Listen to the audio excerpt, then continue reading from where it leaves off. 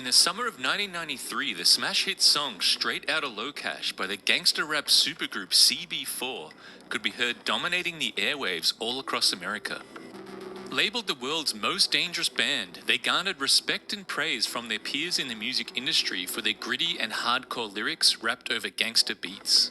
Prominent rapper Ice-T had this to say about them. Yo, check this out. I'm hardcore.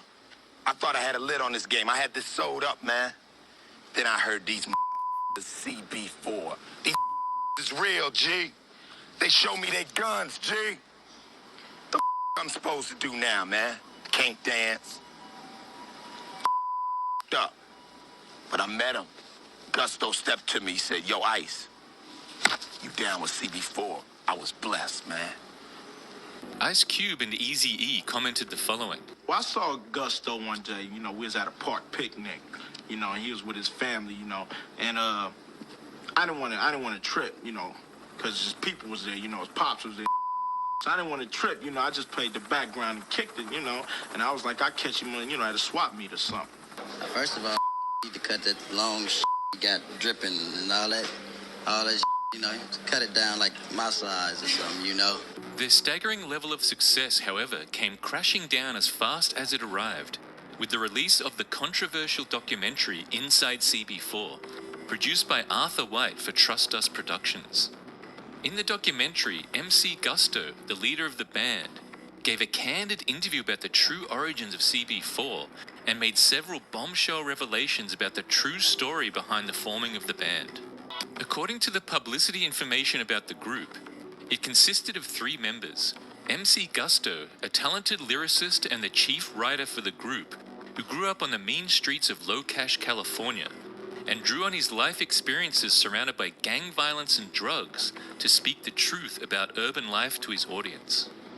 Dead Mike was a childhood friend of Gusto, also from Locash. Known for his smooth lyrics and in-depth analysis of the black experience in America, Mike had a strong connection to his black identity and sought to raise the consciousness of his black brothers and sisters through his music. The 3rd member, Stabmaster Arson, began DJing as a teenager in local clubs around Locash and met aspiring rapper Gusto at a performance in the late 1980s. The two hit it off immediately, and when Gusto introduced Dead Mike to Stabmaster Arson, CB4 was born and the rest was history. The name CB4 stood for Cell Block 4. The name of the cell block MC Gusto, Dead Mike, and Stabmaster Arson were all incarcerated in at Locash Prison before being released and signing to Trust Us Jones' recording label, Trust Us Records. Jones immediately fell in love with the image of the band and thought they could compete on the charts with Wacky D, who had the #1 song at the time, Wacky D Is in the House. Did I mention before that I can dance? I'm Wacky D.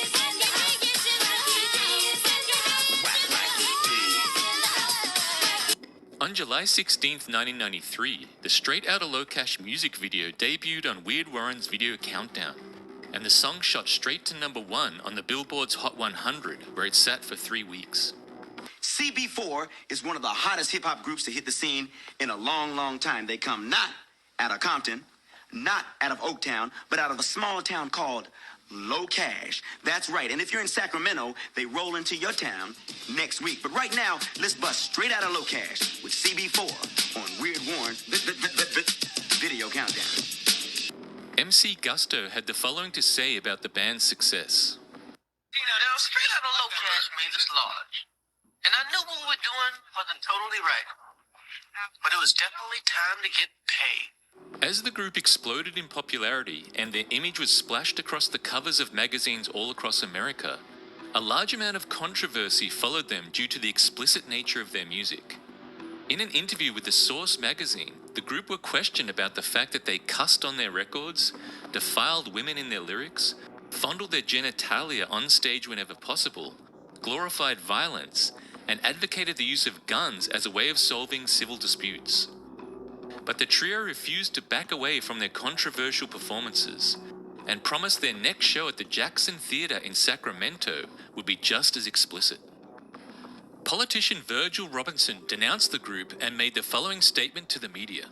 Cell Block 4 has polluted the airwaves of this nation for too long. Their record of incitement, lewdness, and poor grammar will see them jailed, banned, and with their feelings hurt.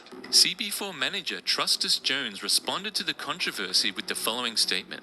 Trustus, you're aware that your band might be arrested for indecency tonight? Cell Block 4 is not afraid to go to jail. Cell Block 4 is from jail. It would only be like sending them home. One of Virgil Robinson's roles was the head of the Sacramento City Council's Board of Decency, and in that capacity promised to arrest CB4 if their live performance at the Jackson Theatre went ahead as planned, and particularly if they performed their controversial follow-up single to Straight Outta Locash, Sweat of My Balls. CB4 went ahead with the show as planned, and 30 seconds into their performance were arrested for public indecency at the behest of Virgil Robinson. From prison, MC Gusto made the following statement, professing his innocence of any crimes and wrongdoing. I'm MC Gusto, but in prison I'm known as 97-KY elemental P-14 to the third power. Now, I may be in here for malicious acts. I do have a sensitive side. So I'd like to read you a poem. It's called I Didn't Do It. Oh, my man got a poem. We gonna read the poem. Take this out. Just because I had the cash doesn't mean I killed his ass. I didn't do it. Just because the blood was in my hand doesn't mean I stabbed the man. I didn't do it. Shaquille O'Neal made the following comments about the controversy surrounding the group. I think it's kind of unfair that, Cell Block 4 is being picked on like that, because at these other concerts where they have rat heads and cat heads and cats being bit off and people spit in a cup and passing around the audience and, getting it back and drinking it, The arrest of CB4 only propelled the group to even higher levels of fame, and Sweat of My Balls became their second #1 hit. The group were released 3 days after their arrest and made the following comments to the media. Next question.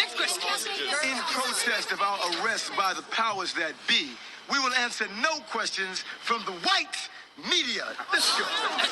What was unknown to their fans and the media at this point in time was the fact that the entire backstory and image of the group had been completely fabricated.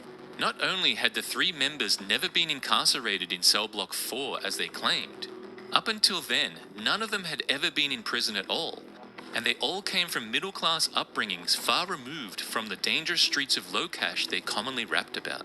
MC Gusto, whose real name was Albert Brown, stole his stage name and the concept of CB4 from this man, James Gusto Johnson, a well-known figure in the Locash underworld of organized crime. Johnson ran a club named Gusto's, which he used as a front for a drug-dealing operation he ran with his second-in-command, Adam 40 Dog Robinson.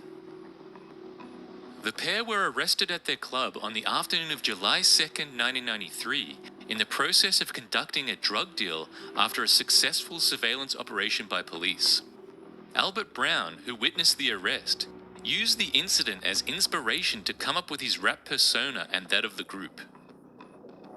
Johnson, who saw from prison that his name and story was being used to promote CB4, broke out on the 25th of July with the intention of finding Brown and forcing him to break up the group. His first attempt to catch up to Brown was caught on tape during the filming of one of the scenes of Inside CB4. Must be one of my bitches. Hello? Hey, bitch. It's my first drive-by. His second attempt was more successful, and he forced Brown to rob a store at gunpoint and expose his face to the security cameras. Yeah, CB4's in the house, girl. It's me, Dead Mac, Nubian man. And right behind me, cash register. And over here, I got my favorite Nubian man, MC Gusto.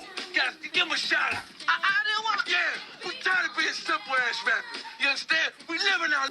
Johnson kept the store surveillance tape and used it as a means to blackmail Brown into breaking up CB4. Here we go again. Weird Warren's video countdown. Now, word on the street is CB4, null and void. MC Gusto spotted in a record store. Armed robbery? What? Following the breakup, Dead Mike went solo with the single I'm Black, but it was not commercially successful. I'm black, y'all, and I'm black, y'all, and I'm blacker than black, and I'm black, y'all, and I'm black, y'all, and I'm black, y'all, and I'm blacker than black, and I'm black, y'all. Stabmaster Arson also released a new single under the new stage name Silent But Deadly.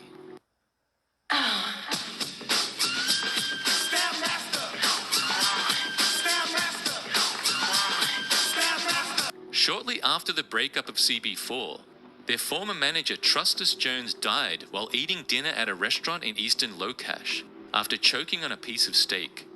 According to eyewitness reports of the incident, James Gusto Johnson was at the scene and had brandished a gun at Jones, causing him to choke.